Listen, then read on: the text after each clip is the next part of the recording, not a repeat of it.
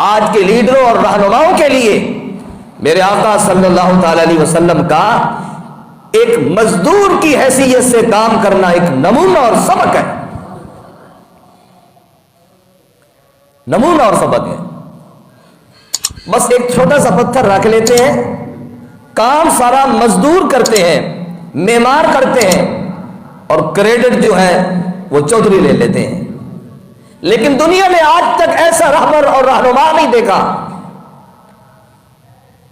جو انفرادی اور اجتماعی کاموں میں صحابہ کے شانہ بشانہ کام کرتا ہو، بڑے بڑے بھاری پتھر اٹھا رہا ہو، جس کے کپڑے، جس کا وجود، جس کا چہرہ مٹی سے اٹ گیا ہو۔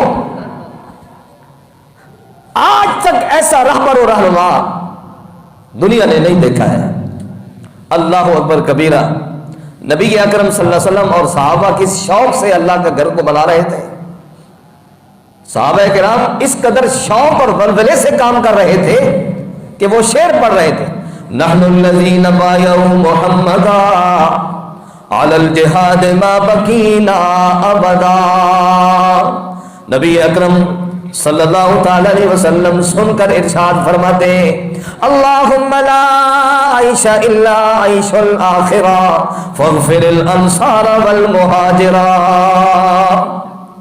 صحابہ کرام فرد محبت میں یہ شعر پڑھ رہے تھے کہ نحن الذین بایعوا محمدا، ہم وہ لوگ ہیں جنہوں نے رسول اللہ صلی اللہ تعالی علیہ وسلم کے ہاتھ پر بیعت کی ہے۔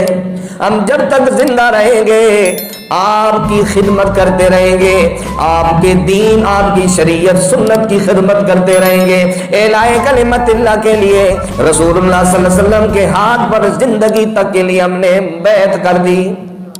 نبی پاک علیہ الصلوۃ والسلام جواب دیتے، اللہم لا عیش الا عیش الآخرہ، اے اللہ بھلائی اور خیر تو حقیقتاً آخرت کی خیر ہے۔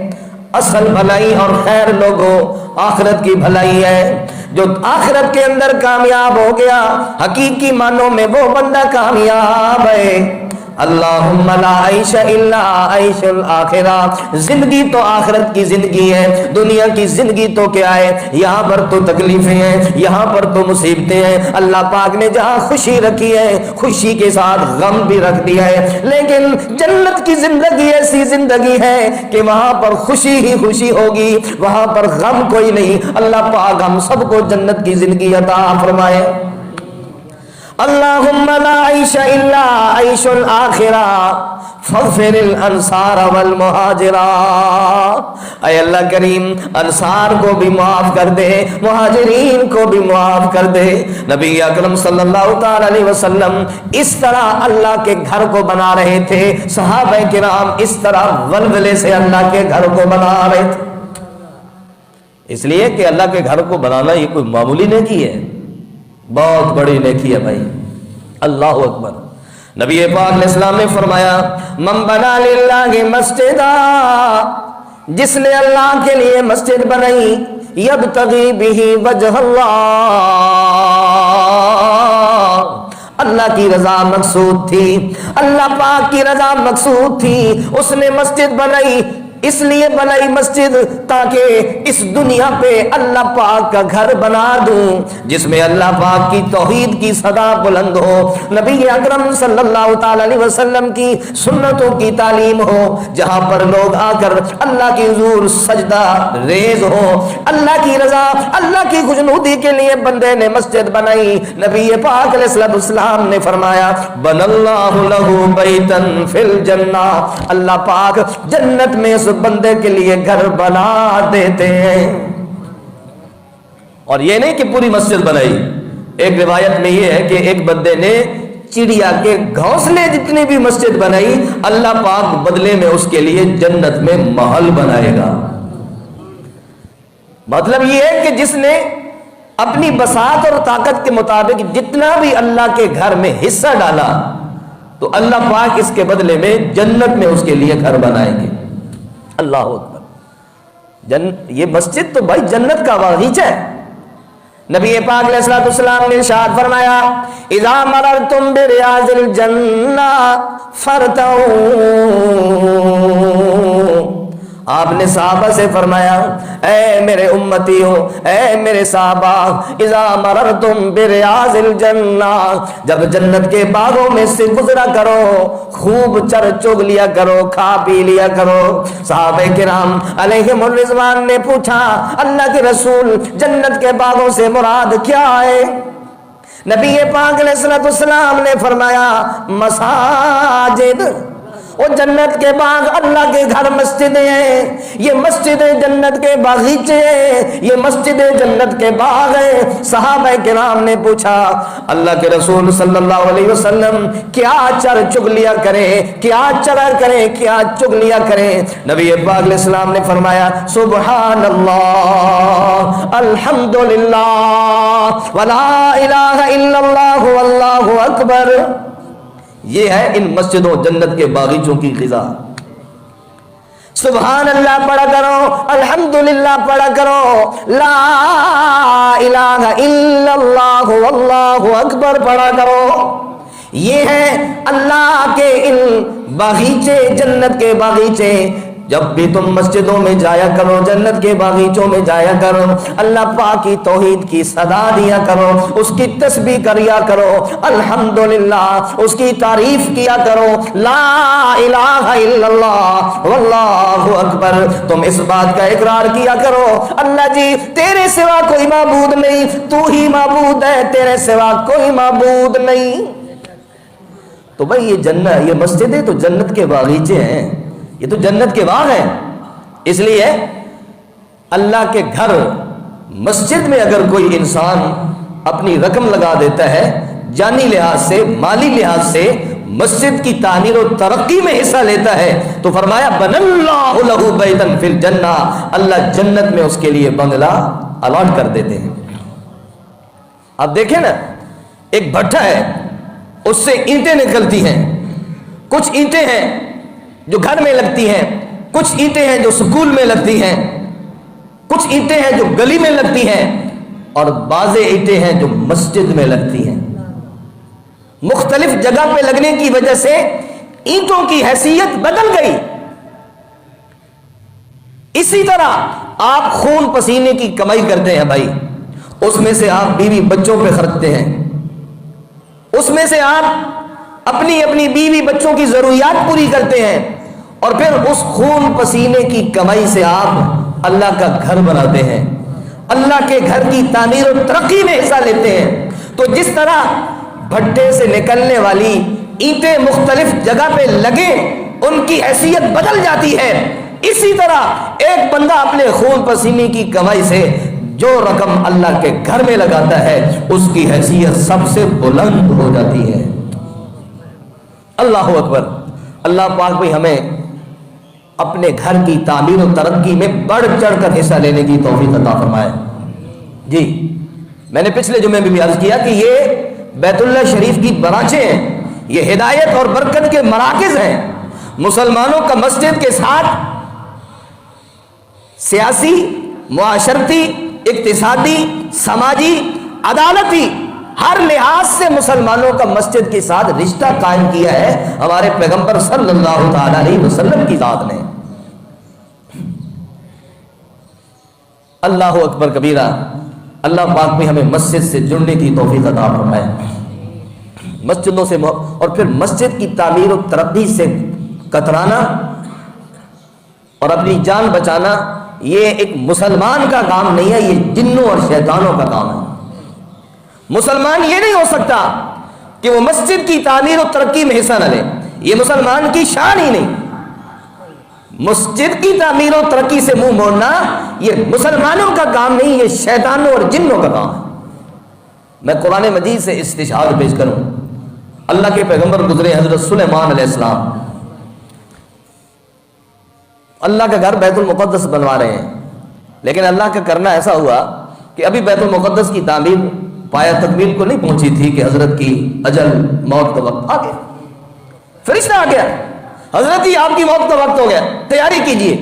اس لیے کہ اللہ کے نبی جو ہوتے ہیں موت سے پہلے انہیں آگاہ کیا جاتا ہے عام بندوں کو تو آگاہ نہیں کیا جاتا، اسرائیل آ کے روح قبض کر دیتا ہے، لیکن اللہ کے نبی جو ہوتے ہیں وفات سے قبل ان سے پوچھا جاتا ہے۔ نبی پاک علیہ الصلوۃ والسلام نے خود فرمایا میرے پاس میرے اللہ کا بھیجا ہوا آیا، مجھے اللہ پاک نے اختیار دیا، دنیا میں رہنا چاہتے ہو تو آپ کی زندگی کو بڑھائے دیتے ہیں، اور اگر ہمارے پاس آنا چاہتے ہو تو پھر تیاری کیجئے۔ نبی پاک علیہ الصلوۃ والسلام نے فرمایا فاختار الآخرہ، اللہ پاک نے جس بندے کو دنیا میں رہنے اور اپنے پاس آنے کا اختیار دیا تھا، اس بندے نے اللہ پاک کے پاس جانے کو پسند کر لیا۔ اللہم بالرفیق الاعلی، اے اللہ میں تیری رفاقت میں آنا چاہتا ہوں، مجھے تیری رفاقت میں آنا منظور ہے۔ تو اللہ کے نبیوں سے بھائی پوچھا جاتا ہے۔ حضرت سلیمان علیہ السلام کے پاس بھی فرشتہ آیا، اس نے پوچھا حضرت جی آپ کی موت کا وقت آ گیا، اجل آ گئی؟ حضرت نے فرمایا میں تو اللہ کا گھر بنوا رہا ہوں، اور بنا رہے ہیں شیاطین اور جن، یہ تو بڑی شرارتی قوم ہے، انہیں جب پتہ چلے گا کہ حضرت کی وفات ہو گئی تو انہوں نے کام چھوڑ چھاڑ کے بھاگ جانا ہے۔ اس لیے حضرت سلیمان علیہ السلام کے ذہن میں ایک ترکیب آئی، ان کا جو محل تھا عبادت خانہ معبد خانہ تھا جس میں وہ عبادت کیا کرتے تھے، وہ شیشے کا معبد خانہ تھا۔ حضرت نے اسرائیل سے فرمایا میں قیام کی حالت میں کھڑا ہوتا ہوں، اور حضرت نے ایک ڈنڈا ایک لاٹھی کے ذریعے یوں اپنی کھاٹی کے نیچے ٹیک لگا دی اور فرمایا کہ جس وقت میں قیام کی حالت میں ہوں میری روح قبض کر لینا۔ ذرا قرآن کے انداز میں سن، فلما قضینا علیہ الموت ما دلہم علی موتہ الا دابۃ الارض تأکل من سأتہ فلما خر تبینت الجن ان لو کانوا یعلمون الغیب ما لبثوا فی العذاب المہین ما دلہم علی موتہ الا دابۃ الارض۔ حضرت سلیمان علیہ السلام کی موت کا پتہ نہ چلا جنوں کو، الا دابۃ الارض، ہاں وہ جو دیمک تھی وہ آہستہ آہستہ اس لاٹھی کو اس عصا کو کھاتی رہی، حتیٰ کہ جب اس لاٹھی نے حضرت سلیمان علیہ السلام کے وجود بصعود کا وزن برداشت کرنا چھوڑ دیا، خرا حضرت سلیمان علیہ السلام گر گئے۔ 1 سال تک حضرت کا وجود اس لاٹھی کے سہارے کھڑا رہا۔ مفسرین نے لکھا ہے اللہ کے نبی جو ہوتے ہیں موت کے بعد ان کا وجود خواہ زمین کے اوپر ہو یا زمین کے نیچے ہو معطر مجلہ مصفہ اور محفوظ ہوتا ہے۔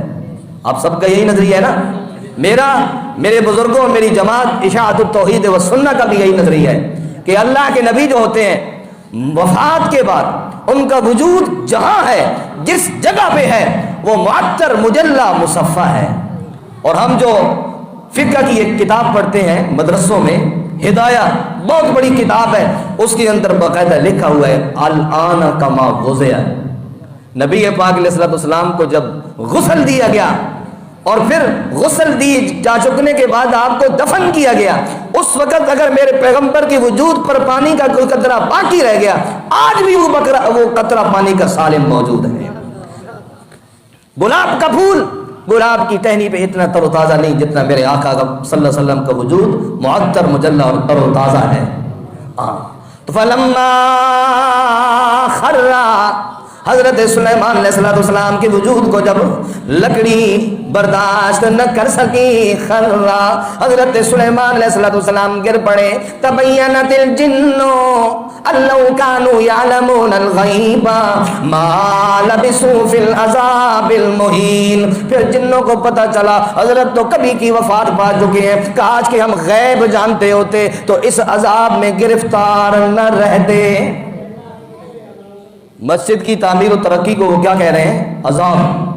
مسجد کی تعمیر میں حصہ لینا وہ اسے کس سے تعبیر کر رہے ہیں؟ عذاب سے، تکلیف سے۔ یہ جن، یہ شیاطین ہیں۔